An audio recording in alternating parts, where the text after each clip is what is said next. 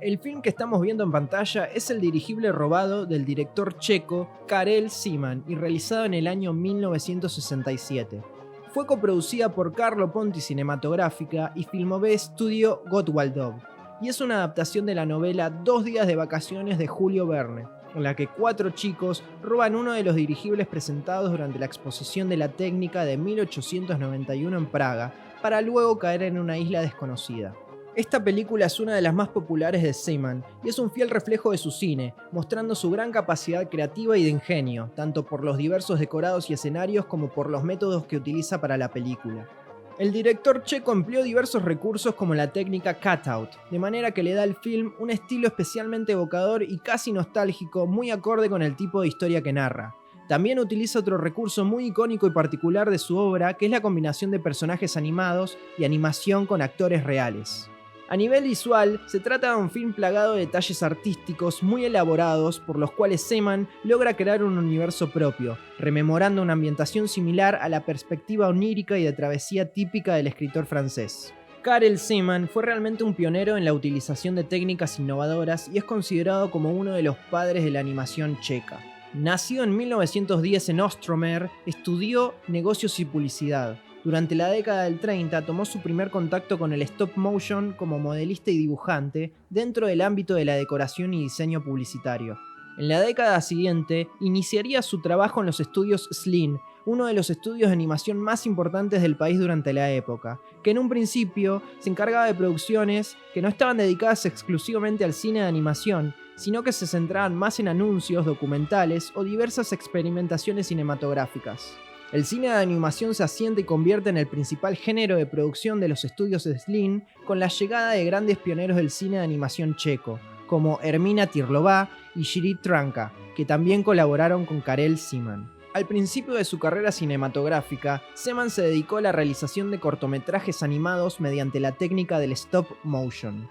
En 1946 realizó con Tirlová A Christmas Dream, aunque su primer trabajo individual consistió en una serie de cortos que fueron muy exitosos, protagonizados por un muñeco de madera, Mr. Procook, producidos entre los años 1946 y 1972. En el año 1948, Zeman realizó también un corto llamado Inspiration. Es importante remarcar que el teatro de marionetas ha formado parte de las tradiciones de la actual República Checa, y a partir de él se ha desarrollado la mayor parte del trabajo de directores de animación en stop motion en el ámbito teatral. En la década de los 50, Zeman empezaría a enfocarse más en la realización de largometrajes. En 1952 filmó su primer largometraje, The Treasure of Bird Island. Es en el año 1955 cuando comienza a trabajar con películas en las que su diseño artístico combina imagen real con animaciones.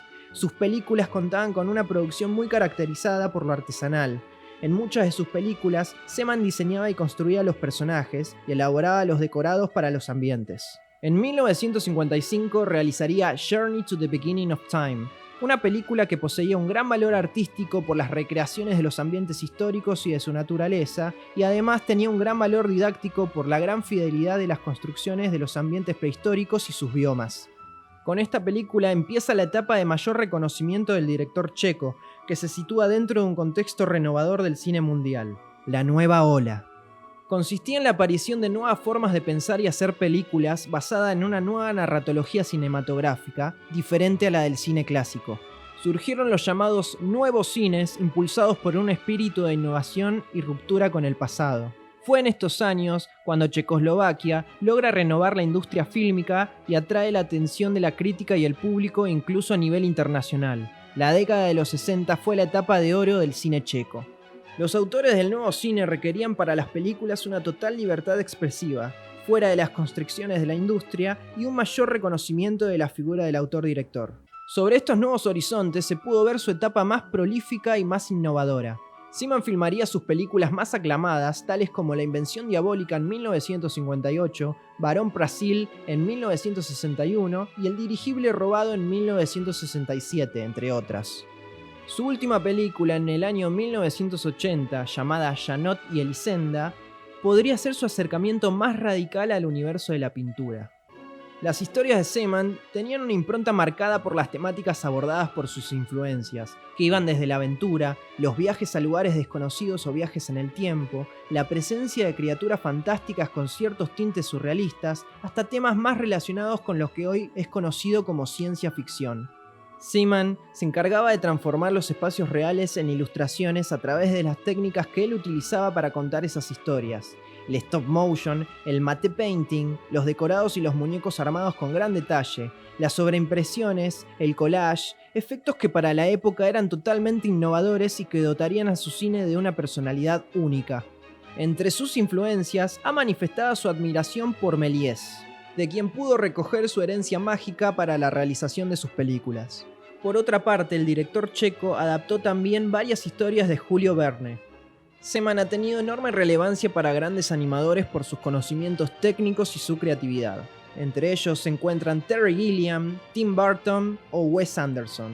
Karel Seaman destacó por ser un cineasta único y totalmente creativo, con muchas influencias que le darían la capacidad de crear universos únicos, mágicos y fascinantes.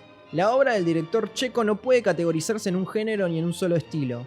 Su filmografía es un híbrido entre todas sus ampliadas influencias, desde el teatro de marionetas checo, pasando por los mágicos films de Méliès y la literatura de aventuras y travesías de Julio Verne, hasta las antiguas ilustraciones y grabados de Doré, Benet y Rieu.